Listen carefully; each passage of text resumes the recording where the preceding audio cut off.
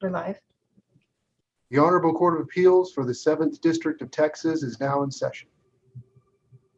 Thank you, Mr. Bailiff. We want to thank counsel for appearing this morning at the settings, July 14th, 2021 settings of the 7th Court of Appeals via Zoom. We will go on and call the docket just for formality's sake. You're here, your appearances or visages are on the screen, so we know you're ready. And if you're not, it's too late now. So we'll go on and call the docket 07-21-00005-CV, Markley, Dickson, and Right to Life East Texas versus Lilith Fund for Reproductive Equity. And Mr. Mitchell, I assume you're arguing for the appellants? Yes, Your Honor. Very good. And Ms. Myers, you're arguing for the appellees? Yes, Your Honor. Yes, Your Honor. Now, neither one of you don't look familiar, but the older I get, the more I forget. None of you, neither of you look familiar. So I don't know if you've argued in the 7th Court. If you haven't, we have a propensity to ask questions. We have propensity to act as devil's advocates too. So in asking questions, please do not automatically assume that we've decided one way or the other. We do that more just to kind of clarify, pique curiosity. So, and we also appreciate it if you directly answer the questions as opposed to doing what some counsel do is ramble, and then we kind of scratch our head and go in our conference, what did they say? So a direct answer would be best, and you can always explain it afterwards. Any questions? No, Your Honor. Hearing none, we will go on, and Mr. Mitchell, you have the floor. Thank you, Mr. Chief Justice, and may it please the court. I'd like to begin, if I could, by acknowledging some issues on which the plaintiff and the defendants agree. First, both sides agree that the plaintiff's lawsuit implicates the right of free speech under the Texas Citizens Participation Act. And that means the burden is on the Lilith Fund to produce clear and specific evidence of a prima facie case in support of each element of its defamation claim. Second, the parties agree that the Lilith Fund pays for abortions and that the plaintiff is therefore engaged in the conduct described in Article 4512.2 of the revised civil statutes, which imposes criminal liability on anyone who, quote, furnishes the means for procuring an abortion, knowing the purpose intended, end quote. The parties obviously disagree about whether it is true. Is that the statute that was previously ruled unenforceable or unconstitutional? Roe against Wade held that the state could not enforce its abortion statutes against pre-viability abortions, but it did not declare that the statutes were unconstitutional in all their applications. Roe made abundantly clear that the state could still enforce its criminal abortion laws against non-physician abortions. So it was declared unconstitutional in certain of its applications. That's correct. And there's no constitutional obstacle to enforcing the state's pre-Roe statutes if the enforcement will not impose an undue burden on women seeking abortions. And that's the inquiry the court always has to make if an abortion law is being enforced or if someone is attempting to enforce it. Will it impose an undue burden? That's the current test. That wasn't the test, obviously, in Roe. That came later in Planned Parenthood against Casey. But it does not impose an undue burden on abortion patients to enforce Article 4512.2 against the Lilith Fund. First of all, the Lilith Fund does not even have third-party standing to assert the constitutional rights of abortion patients because they are not an abortion provider. The Supreme Court has clearly held that doctors and physicians, the providers themselves, have third-party standing to assert these constitutional claims. They have never extended that idea to entities like the Lilith Fund that simply pay for abortions without actually providing medical services or the provision of the abortion procedure. Secondly, there's no constitutional right from the standpoint of the abortion patient to have someone else pay for your abortion. So there's nothing wrong at all, even in the current constitutional regime where abortion is considered a constitutional right. There's no constitutional obstacle to enforcing Article 4512.2 against the Lilith Fund or against other entities or individuals that are paying for abortions, but not actually providing the abortion. Okay, We all, Counsel, if you could do this for me. What you just said, if you can show its relevance to the defamation case that was brought. the relevance to the defamation case is that Article 4512.2 shows that Mr. Dickson's statements, the statements for which he has been sued, are indisputably true. Or at the very least, he made the statements in good faith, and the plaintiff cannot make a clear and specific showing of actual malice. There are two possible ways that Mr. Dickson can beat back the defamation claim. One is by asserting the truth defense, and he can point to the statute which specifically describes the Lilith Fund's conduct as criminal. But even if the court were to disagree with our assessment that this is a crime under Texas law, the Lilith Fund still needs to show clear and specific evidence that Mr. Dickson acted with actual malice in making that statement. Mr. Mitchell, you're saying the same thing that under 4512.2, because there is a crime, whether it's enforceable or not under Roe and Casey's is a separate issue. Yes. But your client's characterization of the Lilith Fund as a criminal organization, you're saying that criminal organization is sufficiently shown because of 4512? That's correct. They're committing criminal acts, even though they're not being prosecuted for them right now. It's possible for someone to commit a crime and not be punished for it. Whether you actually are punished is a separate question. That goes to the enforcement. But when it comes to the definition of what conduct is criminal under Texas law, one looks to the statutes and what they say. And there are many situations in which someone can commit a crime in the sense of violating a statutory enactment and never be prosecuted or indicted or punished for all sorts of reasons. It could be prosecutorial discretion. It could be the fact that the executive thinks the statute is unconstitutional, so they're not enforcing it at this time. It could be because the judiciary at this point in time thinks the statute is unconstitutional. That simply goes to whether the statute will be enforced. But it's a separate question in terms of what the law means when someone is saying that a crime has been committed.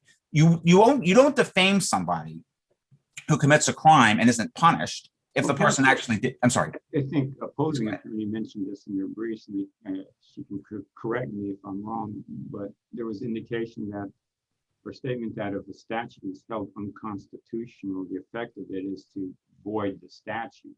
So that means there was never a statute.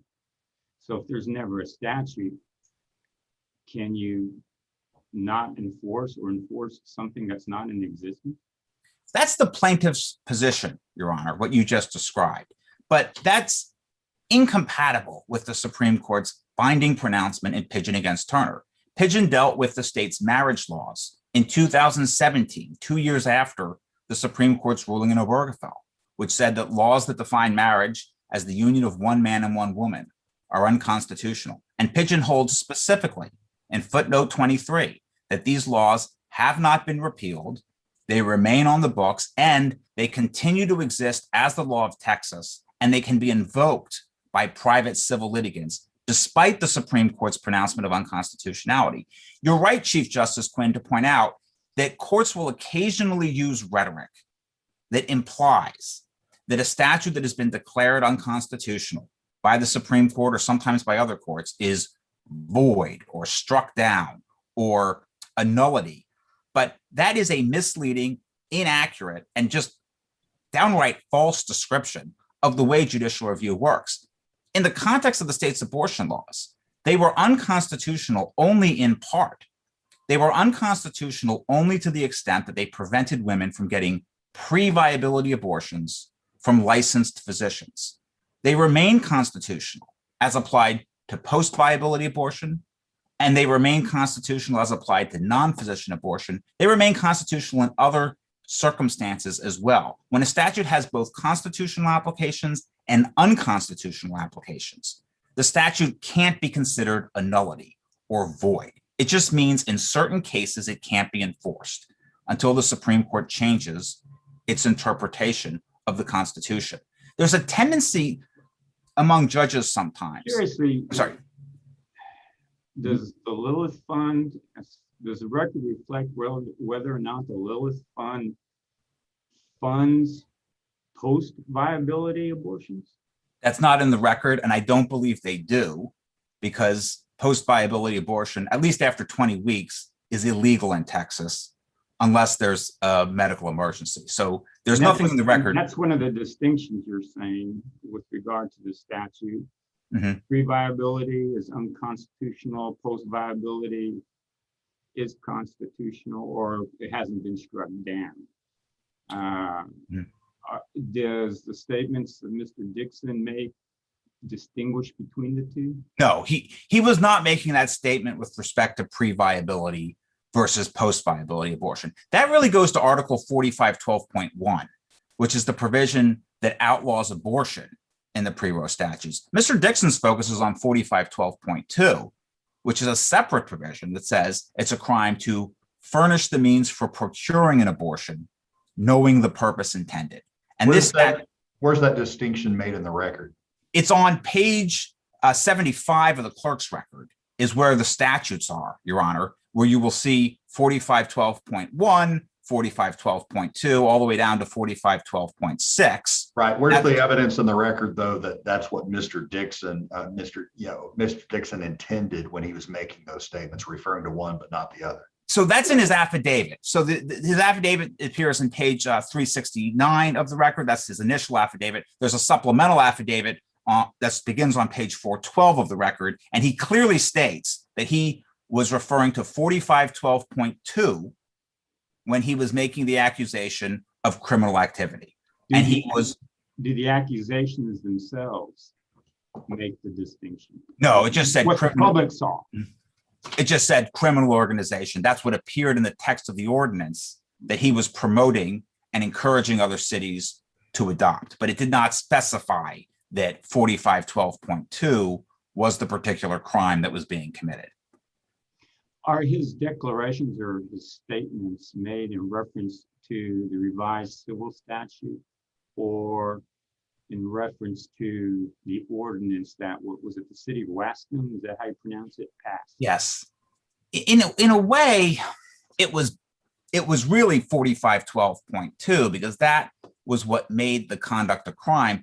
Wascom outlawed abortion, but because Wascom is a city, it doesn't have the power to create crimes under city law. That's only something the state legislature can do. Now, in a somewhat subtle way. Has anybody attacked that on that basis? No, not to my knowledge, because So as of right now, is the ordinance viable, if you will? And is a law viable until it's said it's not viable? Even though everybody may think, oh man, that's just wrong, that's unenforceable. the law is viable, Your Honor, because it has been enacted by the city council and it remains in effect and has not been repealed. Now, in all candor, Wascom had no abortion providers before the ordinance was enacted, and it had. I understand, So, but if your client is making a reference with regard to the ordinance of the city of Wascom, the city of Wascom says abortion's illegal and XYZ are part of a criminal organization because they pay for abortions. Right. And that statute's on the book, and your client comes out and says, look at that. They're a criminal organization according to the city of Wascom ordinance. Ordinance may be unenforceable. Nobody's ruled that. Is that a false statement? No, the statement's still a truthful statement because the reference to criminal organization, both in the ordinance and in Mr. Dickson's statement, is referring to the fact that Article 4512.2 is still in the books. And more importantly, it's referring to the fact that Article 4512.2 is still enforceable against the Lilith Fund because there's no undue burden that would be imposed if the Lilith Fund were subjected to the requirements of Article 45-12.2 and obeyed them. Right? So you want us to view this case in relationship to the statute, not the ordinance. The accusation of criminal conduct is in relation to the statute. The ordinance simply relates that fact by pointing out that these organizations are committing crimes under state law. As far as we know, Chief Justice Quinn, So his representation with regard to, look at that, City of Wascom got it right, Lilith Fund's bad. yeah, that's right. Something Well, that fine, we ignore that?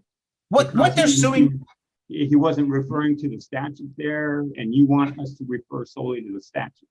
what they're suing Mr. Dickson for, and Ms. Meyer should correct me if I'm wrong, but what they are suing Mr. Dickson for was for promoting this ordinance and encouraging Wascom to adopt it.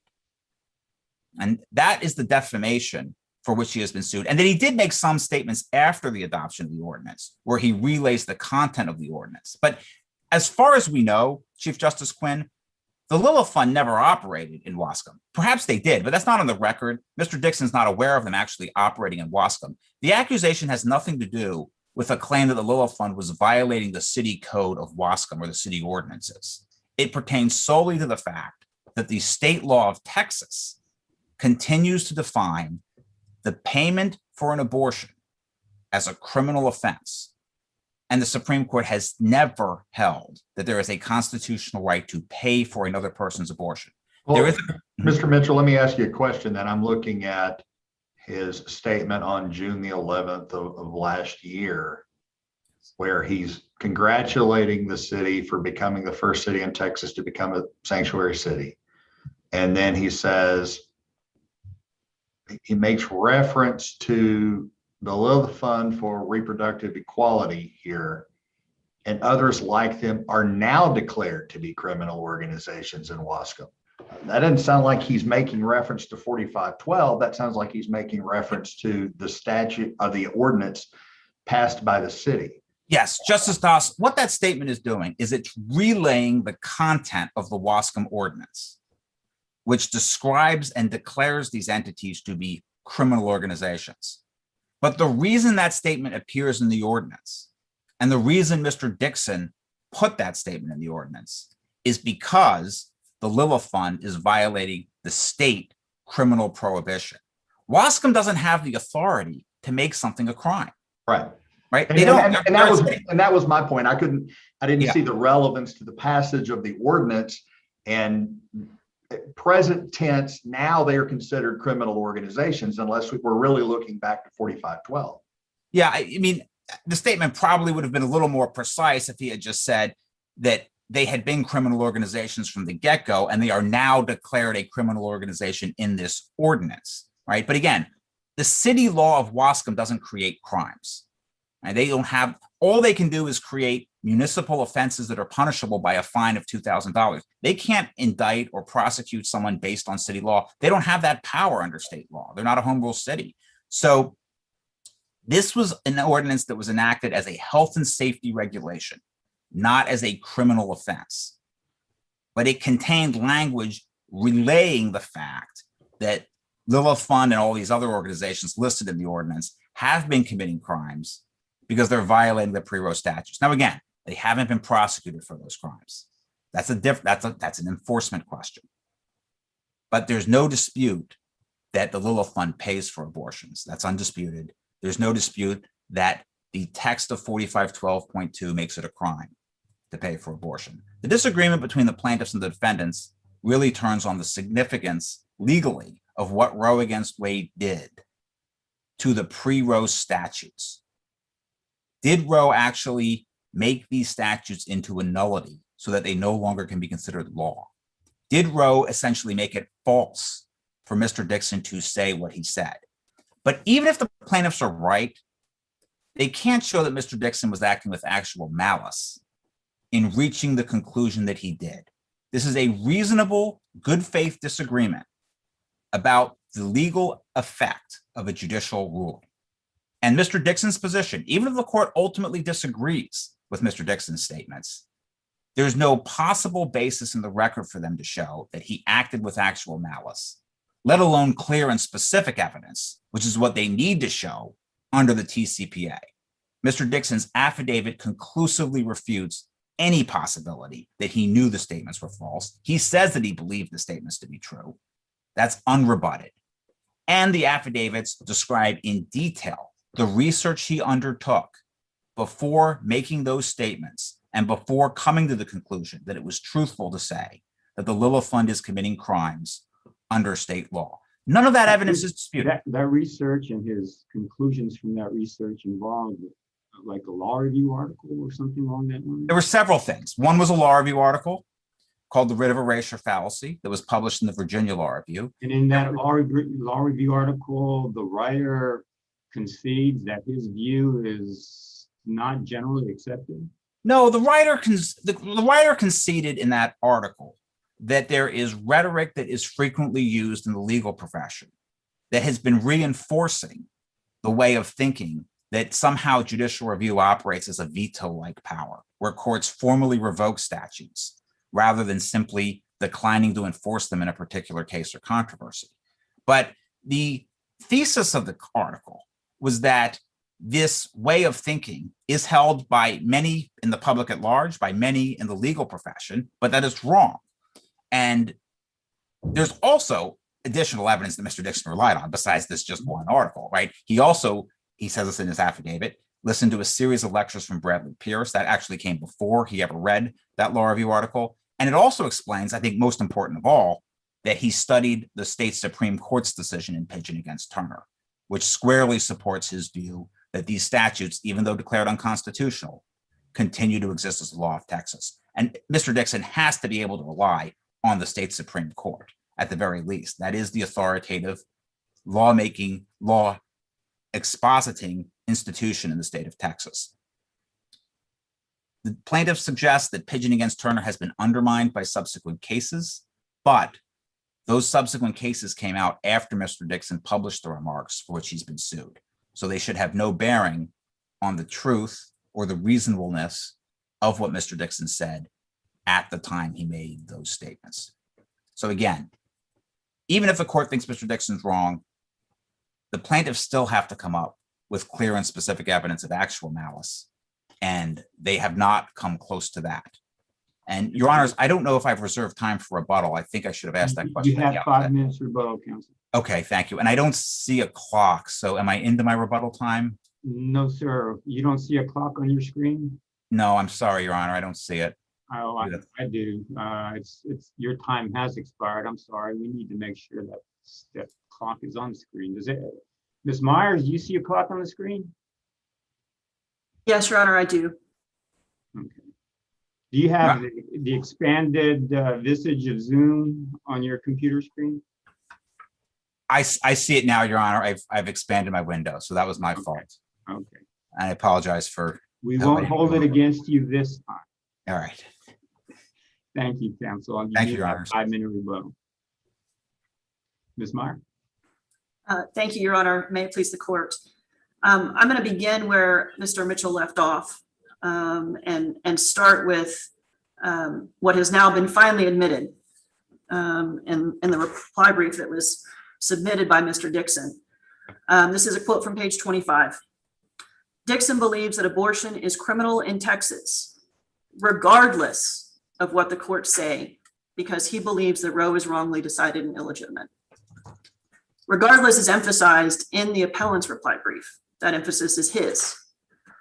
And this, I think, encapsulates very succinctly what this case is all about, because with respect to defamation, it is actual malice to be aware of facts that suggest that what you're saying is not true and to ignore them. And Mr. Dickson has now admitted that it doesn't matter what his legal research revealed. He hasn't provided that to us. It doesn't matter what his counsel told him. It doesn't matter what Mr. Mitchell wrote in his law review article. And just to be clear, Mr. Mitchell is the author of the law review article that he was describing, because Mr. Dickson wasn't going to give any credence or weight to anything that didn't align with what he wanted to say. Counsel, Yes. if I'm sure there are a lot of people that also believe Roe versus Wade was wrongly decided. I mean, it's as you know, it's a hot button issue, influencing allegedly appointments to the United States Supreme Court, et cetera, et cetera. So the idea of let's get Roe versus Wade changed. We're not here to decide the legitimacy of Roe versus Wade. That's, as I understand, this is a defamation case and the TCPA is involved. But if one truly believes Roe versus Wade was wrongly decided, and that is a viewpoint held by many, can saying that I believe Roe versus Wade was really wrongly decided, thus they are really committing a criminal act, be defamation in the sense that that's just like political speech, hyperbole? Chief Justice Quinn, in some contexts it could, but not in this case and not on this record. What's the difference? Because murder's been used in other contexts to refer to, I mean, under purposes of rhetorical hyperbole. Murder, meat is murder, or the death penalty is murder. I don't think under those circumstances, when somebody's making this statement, they are saying they are killing somebody with a malice aforethought and criminals and who should be prosecuted. Look, and Justice Doss, in this case, Mr. Dickson did make that very clear. He made that very clear in the statements he made after the ordinance. And just to take Mr. Mitchell up on his invitation, I am going to correct him. Mr. Dixon's not being sued just for the ordinance. He's being sued for the public statements he made later, including the ones, Justice Doss, that you referenced, where he says that the reason I am literally calling the Lilith Fund and other organizations murderers or aiders and abettors of murder is because this ordinance makes that so. He never references the pre-Roe statutes when he made the statements at issue here. He references them now because he knows, and it's uncontroverted in the record, that Lilith Fund has never violated the ordinance. They've never operated in Wascom or any other municipality where the ordinance was passed. They could not be literally aiding and abetting murder as defined by the ordinance because they were never there. Does the ordinance specifically name Lilith Fund? The original version did, Your Honor. The one that was adopted did not. And Mr. Dickson does name Lilith Fund repeatedly in his later statements. How long has Lilith Fund been around? Your Honor, I'd have to refer you to the record in that I believe it is since late 1990s. Okay, so it was certainly after Roe and probably after Casey then as well, right? I believe that to be true, Your Honor, but to be candid, I can't swear to that right this second. I'd be happy to find it for you. Wouldn't you agree that the Lilith Fund is at least a limited purpose public figure for defamation purposes? I mean, we certainly, it's certainly a controversy we talk about in culture. It's something that Lilith Fund has voluntarily injected itself into. So it seems under Gertz and Macklemore, it certainly would be a limited purpose public figure if not a public figure. Your Honor, I wouldn't agree with respect to the controversy that is actually at issue. And appellants have suggested that because Lilith Fund participates in providing assistance to women who seek abortions, that somehow makes them a limited purpose public figure with respect to any issue that relates to abortion. That's not true. The analysis the court has to undertake is what the specific controversy at issue is. And the specific controversy here is whether Lilith Fund is a criminal because they are participating in activity that violates a statute that has been specifically declared unconstitutional and part of a statutory criminal scheme that as a unit must fail. Where do we draw the line there? I'm a little confused about your position on that. My reading of Macklemore against WFAA was John Macklemore was a reporter on the scene at the time of the Branch Davidian standoff. He reported his role working for the a television affiliate in Waco at the time of the standoff. And I thought the Supreme Court said that for all purposes, when talking about the Branch Davidian standoff and the FBI's role and the media's role in that, that Macklemore was a limited purpose public figure. Where do we draw the line between Lilith Fund may be a limited purpose public figure on some things related to abortion, but not all things related to abortion? I don't understand that. Well, Your Honor, I think the Alex Jones case out of the Austin Court of Appeals is particularly instructive with respect to that. And you draw the line where the Lilith Fund has actively thrust itself into the specific issue at controversy. Here, the Lilith Fund never was putting out statements prior to Mr. Dickson trying to get this ordinance passed and making his own statements that said, hey, we're totally not violating Texas law. They didn't create a debate about whether they were violating Texas law or committing crimes. The appellants did. And the appellants cannot now say, well, when you said that's not true, we're not violating criminal law, you are suddenly a limited purpose public figure for that purpose. The Alex Jones case involved parents of a child who was murdered in the Sandy Hook massacre. And Alex Jones made several statements widely publicized that massacre was a hoax and that the parents were participating in a massive hoax. And the court looked into whether the two parents were limited purpose public figures.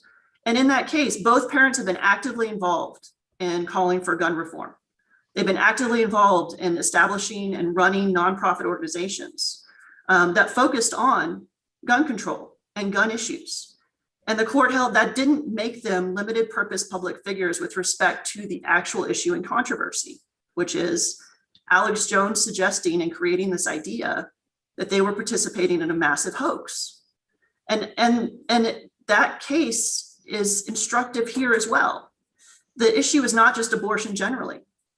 The issue is Lilith Fund literally actually committing crimes under Texas law? Lilith Fund has never thrust itself anywhere with respect to that because they haven't been committing crimes. And there's the only evidence in the record is the affidavit of Ms. Williams, where she states clearly and emphatically that Lilith Fund has never committed a crime. But isn't it the act funding abortions, if you will, what's considered the crime? Can you sever the act from the allegation of what the crime is, as opposed to Alex Jones, as opposed to the scenario in Alex Jones? It's the act here that Lilith Fund is involved in that supposedly creates the crime. Why wouldn't you be a limited public figure? Chief Justice Quinn, if I'm understanding your question, I think the issue is, again, the statements that Mr. Dickson has actually been sued for are equating and stating that the Lilith Fund is aiding and abetting actual murder. And he said repeatedly, he means that literally. The idea that he is now saying, no, aiding and abetting, I'm sorry. Does the statement say you're aiding and abetting murder because they're funding abortions? Or is it's all in relation to the abortion controversy and funding abortions, correct? Or are we supposed to separate that, ignore the background, i.e. abortions and funding abortions, and just focus on their committing murder? Well, I think you have to look at them separately, Your Honor, because his statements reveal the context of what his belief was at the time he made them. He is now saying something different. And he's allowed to change his story. He's allowed to put in evidence that contradicts his own prior statements. That does allow us to get a reasonable inference that he did not believe the statements when he made them, or that he's now changing why he believes them, or that he's worried that because there's now evidence in the record that there was no violation, there could have been no violation of the ordinance, that suddenly he now needs to say, no, the fact that they operate anywhere in Texas is a violation of a criminal law that's been specifically declared to be unconstitutional. But when he made the statements, he was talking about it being literal murder and aiding and abetting literal murder. He didn't say they aid and abet abortion. That's very different because it's the linkage of abortion is criminal and aiding and abetting abortion by helping women get them is a literal crime that is the defamation. So abortion is, that the topic of abortion is pivotal to the debate. It's just not, he's committing murder. I mean, if Lilith Fund went out and just hired somebody to go commit murder, that go shoot somebody, so to speak, that's committing murder. But that's not in relation to abortion. Here, they're committing murder allegedly because they're involved in abortion. So they're interlocked.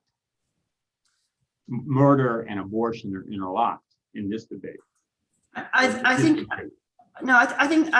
think your overall point is right, Justice Quinn, that they are equating criminality with murder, and they're saying that the abortion statute that was struck down in Roe and under every Texas Supreme Court and Texas criminal court case that we've cited to the court is declared void and as if it did not exist and not capable of creating a crime. Those are linked, but the issue, the controversy at issue here is not abortion generally. It is abortion a crime?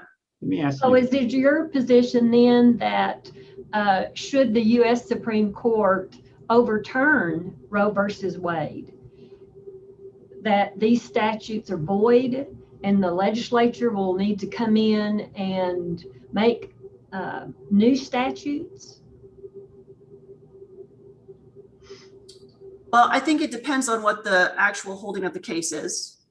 To the extent Roe v. Wade was just outright overruled, and the court said that the criminal statutes on the books in Texas were in fact constitutional, then I don't know that the legislature would have to re-invoke and repass those statutes. so that implicitly suggests, well, that suggests that those statutes are still on the books. There's no doubt the statute's on the books. The issue is that they're void, and they've been declared unconstitutional in a way that makes violating them not a crime. Well, Which is what the state court. to me, I see an inconsistency of they're on the books, but they're void, because as we learned in law school, when something is void, it's void ab initio, it never existed. So if it never existed, how can it be on the books? Well, in the same way that the laws that were declared unconstitutional by the Court of Criminal Appeals in Smith were still on the books. They weren't repealed. Those laws still physically exist somewhere. So But void the- means something different in unconstitutional setting, as opposed to what we learned in other settings where something's declared void, it's void ab initio, as if it never existed.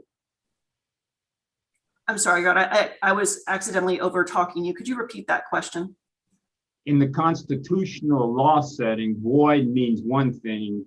In other settings, void means something else. Because again, I harken back to law school and in cases that we've written and I've read where they say something is declared void, it's void ab initio, which means it never existed. But for constitutional settings, if it's void, well, yeah, it exists, you just can't enforce it. So void has two different meanings. No, Your Honor, I don't subscribe to the idea that would contradict both the Texas Supreme Court and the Texas Criminal Court of Appeals, that a statute that has been declared void is not void ab initio. It is as if it does not exist. And I wanted to make sure I understood what your position was. Are you in agreement then with Mr. Mitchell's position that on how Pigeon interpreted the statutes following Obergefell? No, Your Honor, I'm not, and I don't believe the Texas Supreme Court is in agreement with him either. A statute that has been declared unconstitutional under the Texas Supreme Court precedent, under U.S. Supreme Court precedent, under Texas Criminal Court of Appeals is as if it never existed. Is that what Pigeon says?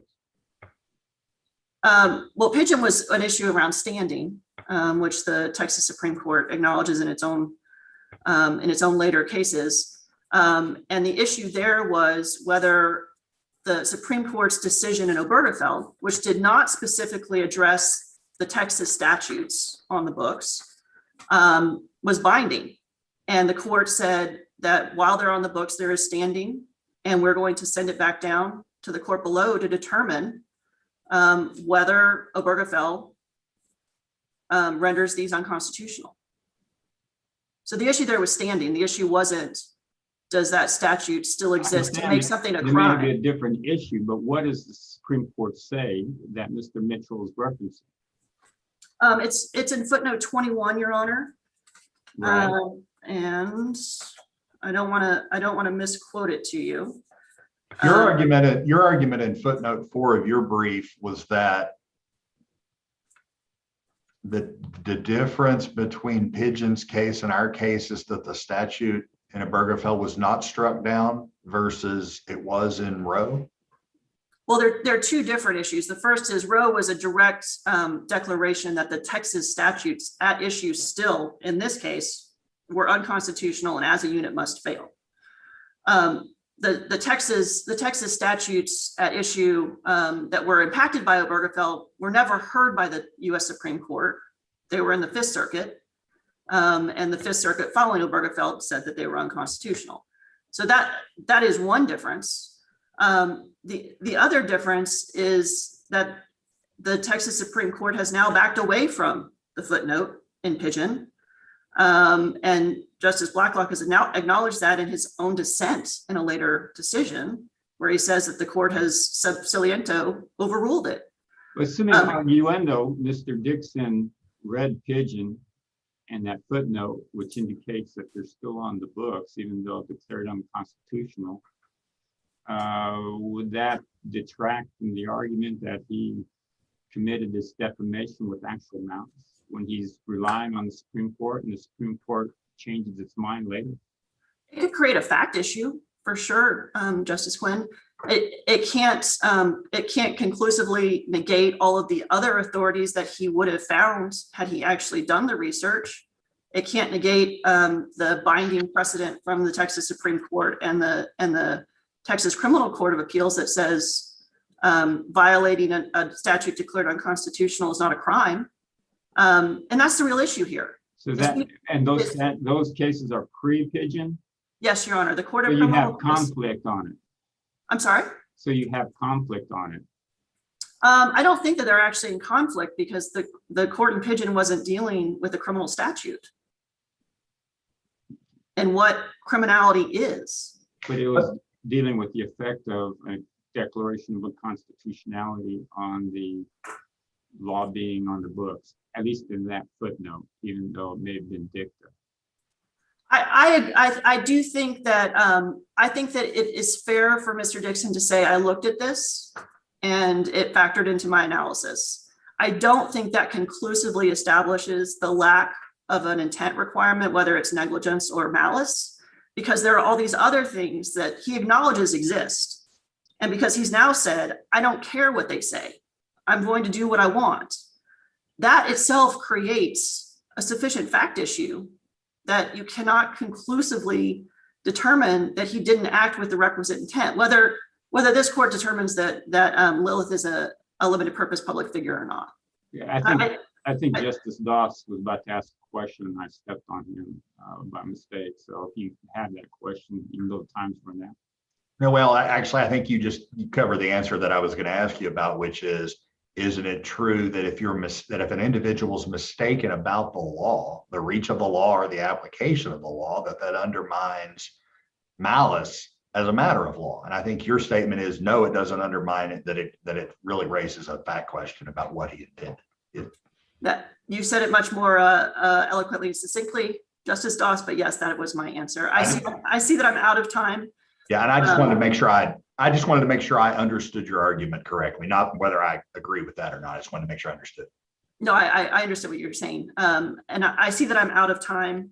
If I could just indulge you for 30 seconds of closing, what I would like to just remind the court is that we're here under a TCPA motion. Lilith's burden at this point, although it is higher than mere notice pleading, it is still not to prove its case. It is to lay out the clear and specific evidence of each alleged element. I thank you for your time. Thank you, counsel. Rebuttal, Mr. Mitchell. What we didn't hear from Ms. Myers is where is the clear and specific evidence that Mr. Dickson acted with actual malice. We have an obvious disagreement about whether it's truthful to say that an entity that violates the state's pre-roe abortion statutes is committing a crime. And we have a disagreement about the nature of judicial review, whether courts have the authority to strike down or formally revoke statutes. And Ms. Myers has expressed her position on those issues eloquently, and we understand and respect where she's coming from. But you cannot make this into a defamation lawsuit under the TCPA unless the plaintiff is coming into court with clear and specific evidence that Mr. Dickson uttered these statements with actual malice. And the Lilith Fund has nothing that comes anywhere close to that. Assuming, of course, they're limited purpose public figures. Of course, yes, a limited purpose public figure, which in our view, they clearly are. If the court has doubts about that, I'm happy to answer those questions. But abortion, whether you frame the issue as abortion proper, or whether you frame it as the legality of abortion in the wake of Roe against Wade, regardless, that's a question of public concern. I don't think there's, yes. Counsel, can you separate the concept of abortion from the allegation of being a murderer and murdering? Are they entwined here? Calling abortion murder is a textbook example of rhetorical hyperbole that is protected by the Constitution. When a person or an activist is referring to the act of abortion as murder, or referring to a person who's involved with abortion as a murderer, that is a constitutionally protected statement under all of the rhetorical hyperbole decisions the Supreme Court has ever issued. No reasonable person who saw Mr. Dickson's comment about murder would think that he was accusing the Lilith Fund of murdering human beings after they had already been born.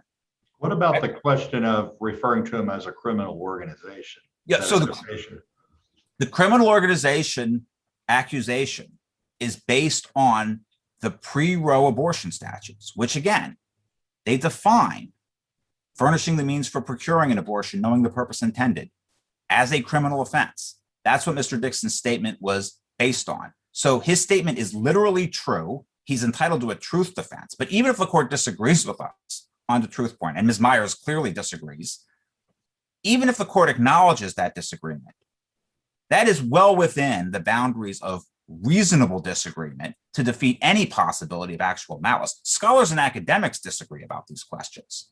It's not tenable in any way for Ms. Myers to come into court and say that Mr. Dickson not only acted with actual malice, but there's somehow clear and specific evidence that he acted with actual malice, when the record clearly demonstrates, based on his affidavits, that he researched the question thoroughly. He not only read court decisions, he read academic articles, he consulted with counsel, and the position that he took, even if the court ultimately thinks that it's wrong, is eminently reasonable. Does it factor into the equation with regard to malice that there is a large segment of the population that believes in the political arena that Roe versus Wade was wrongly decided? I do think that's very relevant, Your Honor, because the Supreme Court's interpretations of the Constitution do not bind private citizens. They bind the judiciary. This court has to respect the Supreme Court's pronouncements as binding authority. But private citizens, they aren't even bound by the 14th Amendment, let alone the Supreme Court's interpretations of it. The Supreme Court's opinions are called opinions. And it is one institution's opinion of what the Constitution means. Mr. Dickson is not required, by virtue of being a US citizen, to accept and agree with every single thing the Supreme Court says about what the Constitution means, he's entitled to have a different view. But you're not suggesting that the Supreme Court's opinions are not law of the land, are you? The Supreme Court's opinions are law in the following sense, Chief Justice Quinn. If a court refuses to follow what the Supreme Court says, it will be reversed. In that sense, the Supreme Court's opinions are law. But they do not have the same status as the Constitution itself, and they are always subject to the Constitution, which truly is the supreme law of the land. And when there's a Supreme Court opinion out there that departs from what the Constitution actually says and means, the Supreme Court should correct that and follow the ultimate supreme law, which is the document, the Constitution itself. Justice Frankfurter has a quote that I love. He says, "The ultimate touchstone of constitutionality is the Constitution itself and not what we have said about it." So we will end with Justice Frankfurter's quote. Thank you, Mr. Chief Justice. Your time has expired. Any questions from the panel? None. Council, we thank you very much for appearing via Zoom. We have initiated in-person oral arguments, and hopefully someday in the future in a different setting, just as interesting as this, that you will have the opportunity, we will have the opportunity to see you live in person. But with that, the case is submitted, and you are excused to leave this Zoom proceeding, and we will be in recess until a later time. Thank you.